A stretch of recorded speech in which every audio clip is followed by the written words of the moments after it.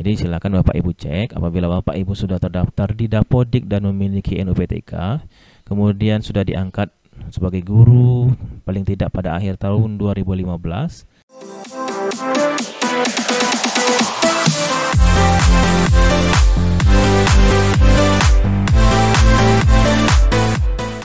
Oke, assalamualaikum warahmatullahi wabarakatuh. Berjumpa kembali di channel ini, dan kali ini saya akan mencoba untuk berbagi informasi mengenai pendidikan profesi guru ya, apa dan bagaimana.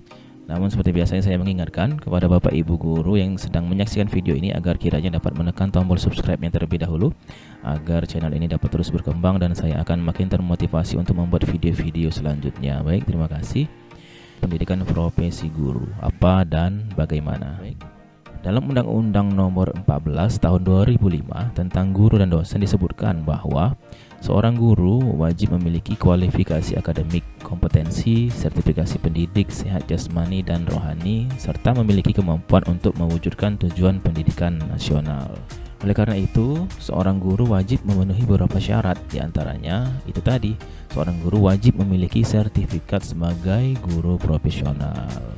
Nah, untuk memperoleh sertifikat guru profesional, caranya adalah dengan mengikuti pendidikan profesi guru atau yang disingkat sebagai PPG.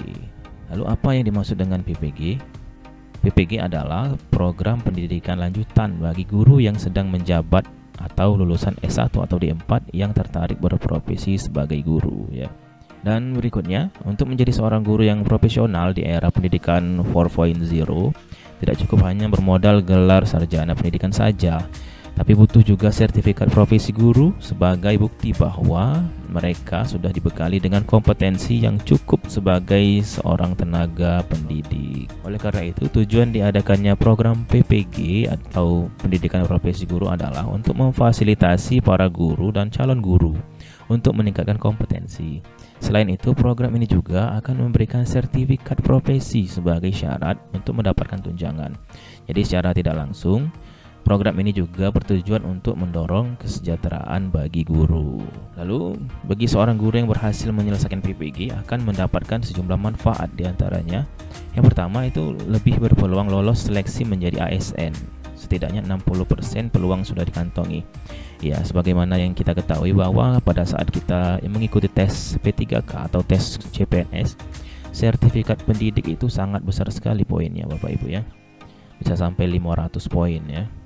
Kemudian yang kedua, untuk mendapatkan gelar baru ya. Jadi setelah kita mengikuti PPG ini, kita mendapatkan gelar baru, sarjana pendidikan, dan di belakangnya bisa ditambah dengan GR, jadi SPD, GR, jadi seperti itu.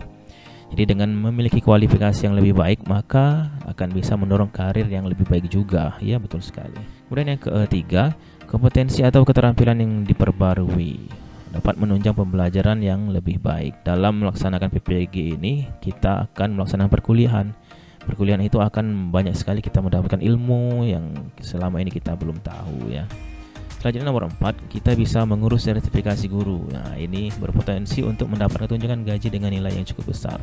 Yaitu salah satu tujuan mengapa orang-orang atau guru-guru itu berbondong-bondong untuk mengikuti PPG. Selanjutnya, program PPG ini atau pendidikan profesi guru ini pada dasarnya terbagi ke dalam dua jenis, yaitu yang pertama PPG dalam jabatan dan yang kedua PPG prajabatan. Untuk PPG dalam jabatan atau Daljab menyasar pada guru yang sudah mengajar dalam jangka waktu tertentu. Program ini tidak hanya untuk guru PNS tapi juga guru honorer ya. Lalu syarat-syaratnya bagaimana? Nah, ini syarat-syaratnya. Untuk menjadi atau untuk mengikuti PPG dalam jabatan, yang pertama, peserta merupakan seorang guru di lingkungan Kemendikbud dan belum mempunyai sertifikat pendidik. Lalu yang kedua, sudah terdaftar di Dapodik dan memiliki NUPTK. Kemudian sudah diangkat sebagai guru paling tidak pada akhir tahun 2015 dan dibuktikan dengan SK pengangkatan tersebut. Lalu yang keempat, guru masih aktif mengajar, dibuktikan dengan SK pembagian tugas mengajar yang dikeluarkan oleh kepala sekolah. SK yang digunakan adalah SK 2 tahun terakhir. Selanjutnya, sudah lulus minimal jenjang pendidikan S1 atau D4 ya.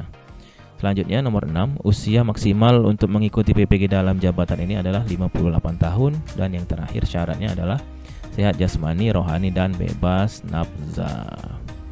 Jadi silakan Bapak Ibu cek apabila Bapak Ibu sudah terdaftar di Dapodik dan memiliki NUPTK, kemudian sudah diangkat sebagai guru paling tidak pada akhir tahun 2015, kemudian juga sudah lulus pendidikan S1 atau D4 dan umur peserta maksimal 50 tahun, silakan dicek di SIM PKB masing-masing ya. Siapa tahu Bapak Ibu mendapatkan undangan untuk mengikuti PPG dalam jabatan. Lalu selanjutnya, guru yang mendaftar program PPG dalam jabatan akan melalui tahap pretest ya, pretest dan posttest. Setelah dinyatakan lolos, guru akan diminta untuk konfirmasi kesediaannya mengikuti program PPG dalam jabatan.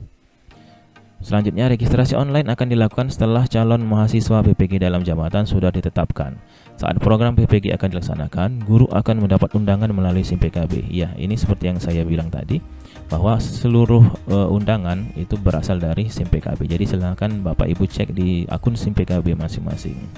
Kemudian PPG dalam jabatan ini tidak dibebankan kepada guru pembiayaannya. Untuk guru yang lolos seleksi PPG dalam jabatan akan dibiayai oleh pemerintah dan sumber biayanya diambil dari APBN atau APBD. Kemudian dibayarkan langsung pada institusi atau LPTK penyelenggara PPG. Selanjutnya, yang kedua adalah PPG Prajabatan. PPG Prajabatan adalah program pendidikan profesi guru bagi orang-orang yang berminat untuk berprofesi sebagai guru. Program ini menyasar lulusan S1 atau D4 baik di bidang pendidikan maupun non-kependidikan. Program PPG Prajabatan ini diharapkan bisa menyaring guru-guru baru yang lebih profesional dan bermutu. Kemudian PPG Prajabatan itu dibagi menjadi dua macam. Yang pertama, PPG bersubsidi. Jalur ini adalah bisa juga disebut sebagai jalur beasiswa. Jadi calon peserta akan mendapatkan bantuan pembiayaan dari pemerintah untuk mengikuti pendidikan profesi guru. Syaratnya untuk mengikuti atau mendaftar sebagai PPG Prajabatan bersubsidi, yang pertama, lulus dari perguruan tinggi dan prodi dengan akreditasi minimal B, kemudian lulus jenjang S1 atau D4. Program pendidikan yang sudah diambil harus linear dengan bidang studi di PPG. Kemudian yang ketiga, calon peserta terdaftar di PD Dikti. Lalu yang keempat, tidak berusia lebih dari 28 tahun. Selanjutnya, memiliki surat keterangan BNN yang dinyatakan bebas nafza. Lalu yang keenam, memiliki surat keterangan sehat, memiliki SKCK, dan syarat selanjutnya adalah selama menjalankan program PPG bersedia untuk tidak menikah.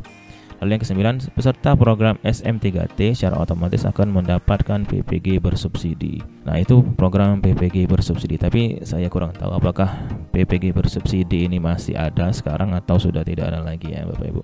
Kemudian selanjutnya yang kedua, PPG Swadana atau PPG Mandiri. Untuk jalur ini membebankan biaya PPG pada masing-masing calon peserta didik atau calon mahasiswa ya. Jadi calon mahasiswa perlu menyiapkan biaya antara 7,5 juta sampai dengan 9,5 juta per semester. Jadi secara nominal sebetulnya PPG ini tampak sangat tinggi, namun biaya PPG masih dianggap cukup rendah dibandingkan biaya pendidikan profesi lainnya ya. Seperti kita tahu bahwa untuk profesi dokter misalnya, profesi apoteker, itu biayanya jauh di atas PPG untuk guru. Kemudian syarat PPG untuk mandiri ini, jalur mandiri ini serupa dengan PPG bersubsidi, namun status pernikahan tidak dipermasalahkan dan batas usianya maksimal 30 tahun. Jadi kalau PPG bersubsidi tadi tidak boleh menikah selama proses pendidikan dan juga batas usianya 28 tahun. Kalau yang mandiri ini atau swadana ini untuk pernikahan tidak boleh dipermasalahkan dan batas usianya maksimal 30 tahun. Baik, apakah Bapak Ibu tertarik untuk mengikuti PPG atau pendidikan profesi guru? Baik, terima kasih. Sampai berjumpa lagi di video-video selanjutnya. Wassalamualaikum warahmatullahi wabarakatuh.